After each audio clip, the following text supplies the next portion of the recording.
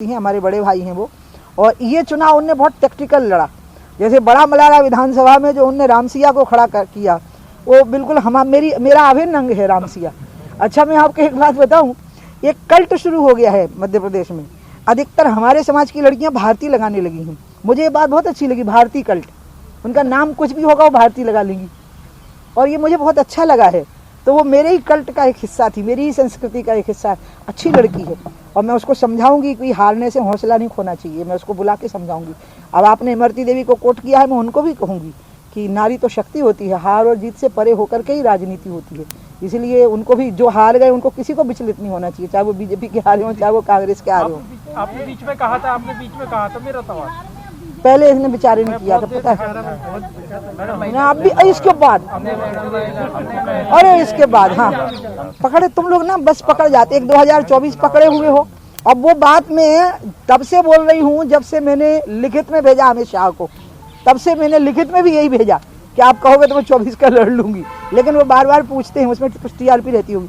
आपने क्या प्रचंड राजनीति। उसका कारण यह है कि जिन वर्गों की लड़ाई अब लड़नी है, क्योंकि राम मंदिर का शिलान्यास जब हो रहा था तो मेरे लिए वो एक अच्छा आनंद का, गर्व का क्षण था। लेकिन मैं तो उससे पहले ही मेरा मन ठीक हो गया था जब 2010 में वर्डिक्ट आ गया था कि जो राम जन्मभूमि है वो राम जन्मभूमि है। ये तीनों जजों ने, अगर आपको याद हो, इंडिस्प्यूटेडली इस मुद्दे पर वो एग्री थे। बाकी डायनेमिक्स थे, इस पर वो एग्री थे, इस पर इंडिस्प्यूटेडली एग्रीड थे वो।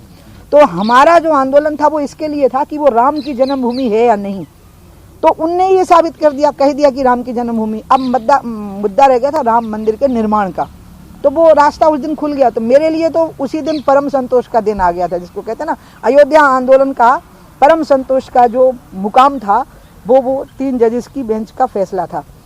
फिर प्रधानमंत्री जी ने शिलान्यास किया और उसमें कई बातें आई, निमंत्रण है कि नहीं, पर निमंत्रण पहुंच गया। फिर मुझे कहा गया कि नहीं, आपको वहाँ रहना जरूरी है, सरयू के पास मत रहिए। मैंने कहा ठीक है। मैंने उसको इशू ही नहीं बनाया कभी, क्योंकि अपना काम तो 2010 में ही हो गया था। बात आ गई थी कि हम उसमें अपराधी हैं कि नहीं, तो माननीय कोर्ट ने कहा कि नहीं, जनता अपने आप भड़क उठी। भड़काने के सवाल नहीं मिले, क्योंकि वो सबूत नहीं मिले, क्योंकि जो भड़काने के सबूत दिए गए वो सब टेम्पर्ड लग रहे थे। कोई वीडियो नहीं मिला, कोई फोटो नहीं मिला, कोई ऑडियो नहीं मिला भड़काने वाला। तो वैसे करके माननीय कोर्ट ने हमको बरी भी कर दिया। तो वो एक बहुत बड़ी घटना है त्रेता युग से लेकर के तभी अभी तक की। आंदोलन 450 साल का और घटना त्रेता युग से लेकर अभी तक की। अब जो बहुत बड़ी बात है वो है विषमता समाज में, और इसको हम बिना अराजकता पैदा किए कैसे लड़ सकते हैं। क्योंकि इस विषमता से लड़ने के लिए रास्ते दुनिया में निकाले गए थे। मार्क्स ने लड़ा, माओ ने लड़ा, हमारे देश में ये लड़ाई हुई, और उनमें एक्सट्रीमिस्ट लोग भी निकले जिन्हें नक्सलिज्म क्रिएट किया, फिर पूरे देश में समस्याएं खड़ी कर दी। लड़ाई तो उनकी इन्हीं मुद्दों पर थी। साम्यवादियों का ही एक एक्सट्रीमिस्ट विंग है नक्सलवाद जो है, माओवादी जो है। तो इसलिए इस लड़ाई को शांतिपूर्वक कैसे लड़ना, इसमें भगवान की दया से मुझे अच्छा अनुभव हो गया बुंदेलखंड में। क्योंकि बुंदेलखंड में भी नक्सलियों के आने की पूरी संभावना थी, अत्यधिक शोषण और सामंती शोषण के कारण।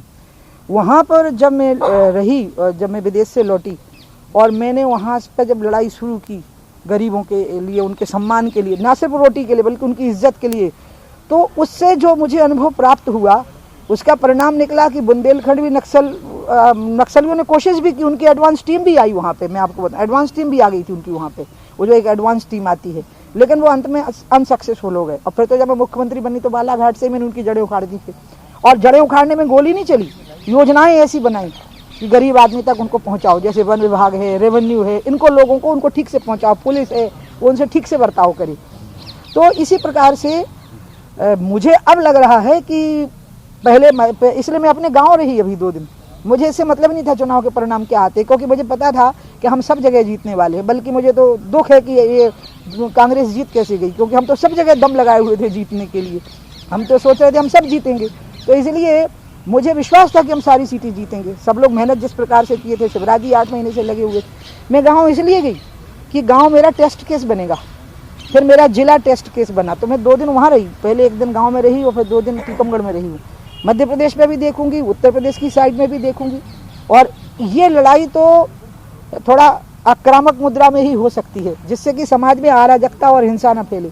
ये आप देख लीजिए। सॉरी मैं जवाब लंबा कर रही हूँ, लेकिन बहुत ज़रूरी है कि प्रचंड का मतलब समझाना और आगे क्या होगा, मैं क्या कर सकती हूँ फिर जो होगा उसमें। क्योंकि अब हमारे देश में हम थे जो लड़ते थे, अब हम सत्ता में हैं। लड़ाई करने की ताकत हम में थी और वामपंथियों में थी। वामपंथी खत्म हो गए क्योंकि उनकी आइडियोलॉजी ही उनने छोड़ दी, इसलिए खत्म हो गए। हम आइडियोलॉजी के प्लान को पूरा कर लिए और अब हम गवर्नेंस में हैं। तो अब मैदान पूरा ऐसा पड़ा हुआ है कि ये समाज में एक उद्विग्नता और बेचैनी उत्पन्न कर सकता है, क्योंकि उनको नेतृत्व चाहिए अब, बेचैनी को और उद्विग्नता को। इसमें जिस शांत तरीके से मैंने बुंदेलखंड में काम किया, 84 से शुरू किया था, 84 से, और 89 में चुनाव लड़ी थी। फिर इसी प्रकार से मध्य प्रदेश में, देश में जहाँ भी मेरी पहुँच हो सकती है मैं अवश्य करूँगी। तो उसमें तो प्रचंडता और आक्रामकता रहेगी और उसमें मैं सत्ता के प्रलोभन से परे रहूँगी, तभी वो हो पाएगा। इसलिए मैं बहुत खुश हूँ कि मैं चुनाव नहीं लड़ी, मैं सत्ता में नहीं हूँ, मैं सरकार में नहीं हूँ, मैं आज़ाद हूँ। जैसे मैं 84 से और 89 आज़ाद थी लड़ने के लिए, और उस आज़ादी के कारण ही खजुराहो को हम आतंक और शोषण से मुक्त कर सके थे। हर एक को हम रोटी और रोजगार नहीं दे सके थे, लेकिन आतंकियों और शोषक वर्गों के मन में भय बिठा दिया था मैंने, जबकि मैं सांसद भी नहीं थी उस समय पे। सांसद तो 89 में बनी, मैं लगभग अपने उसी मोड में आ जाऊंगी फिर से 84 से 89 में। ये था मेरा मतलब प्रचंड होने से। कब से हुई मैडम? हाँ, नहीं आप नहीं हो सकता, नहीं पहले उधर देखो।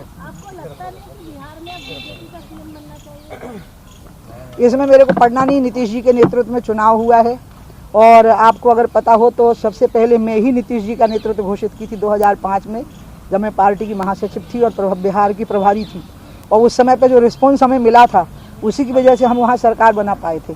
असल में हम छोटे भाई से बड़े भाई की भूमिका में नीतीश की सीढ़ी चढ़ के ही आ पाए हैं। इसलिए जिस सीढ़ी को आप चढ़ करके आए हो उसी को आप गिरा नहीं सकते। तो इसलिए नीतीश स्वयं तय करेंगे। मुझे लगता है मोदी जी ने स्वयं कहा कि हमारे नेता होंगे, पार्टी ने भी कहा कि नीतीश के नेतृत्व में ही चुनाव होगा।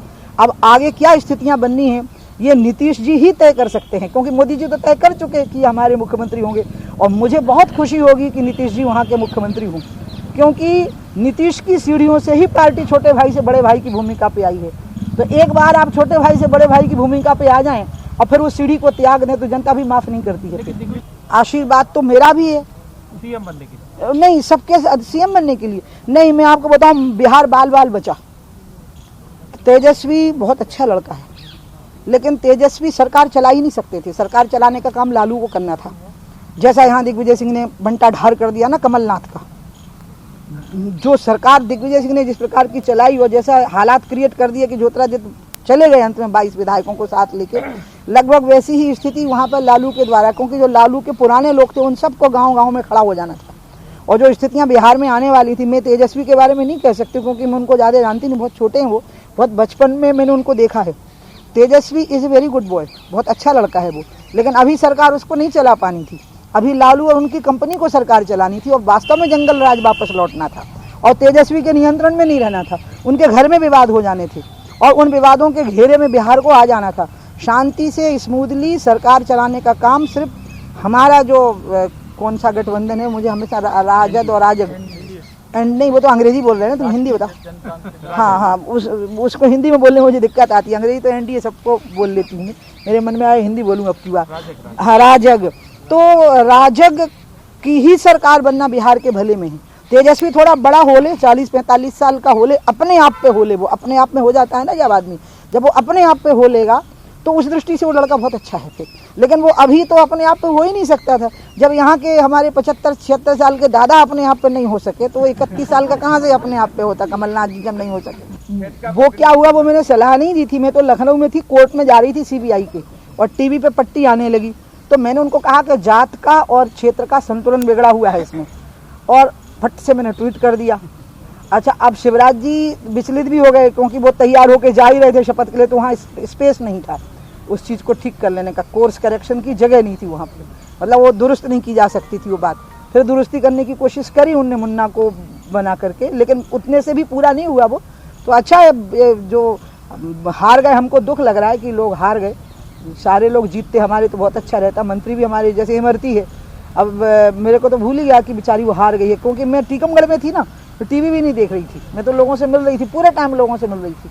तो इसलिए जो लोग हार गए हैं मंत्री लोग, उनकी जगह पे जो सीटें खाली हुई उनसे क्षेत्रीय और जातीय संतुलन कैसे बनाया जा सकता है ये भी देखना पड़ेगा।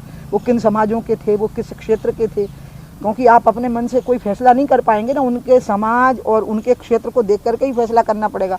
और इस मामले में शिवराज जी बहुत अच्छे, मैं यहाँ से क्यों सलाह दूंगी, सामने बिठा के बोल दूंगी मैं उनको। वो जो सलाह उन्होंने दी है वो बेचारे कंसल्टेंसी ही खोलनी पड़ेगी उनको, और फ्लॉप कंसल्टेंसी होगी, क्योंकि उनकी सलाह पे जो चला वो बर्बाद हो गया। देखिए ना मध्य प्रदेश का क्या हाल हुआ, इसलिए कोई मतलब ही नहीं है। जो ये बेचारे बहुत देर से पूछ रहा, सुन ना, अरे सुनो ना, हमारी इनकी सुन लो ना प्लीज। हाँ बुंदेली पूछो, बुंदेली पूछो। नहीं अलग से बाद में अलग से मिलेगा मेरे को, अलग से। को लेकर जगह अच्छा, बहुत अच्छा सवाल है। इसके बाद आपका भैया, इसके बाद आपका। लगातार आप मुद्दा उठा रही हैं, अब दोनों जगह सरकार भी है, पेंच कहाँ फंसा है और आखिर ये सब परिणाम में कब आएगा? आप तो सालों से आप इधर कोशिश कर रही हैं, उधर भी अब बीजेपी कहीं कोशिश करने की जरूरत ही नहीं थी, सारा काम हो चुका था। सबसे कठिन काम था पर्यावरण की मंजूरी मिलना, क्योंकि वहाँ 5-6 गीधों का सवाल खड़ा हो गया था, और वो गीध भी बहुत ही दुर्लभ जाति के थे, और उस पर इतनी ज़्यादा आपत्तियाँ थीं, क्योंकि वन तो ज़्यादा उजड़ना नहीं था, वन से निकल रही है लेकिन वन में से नहीं निकल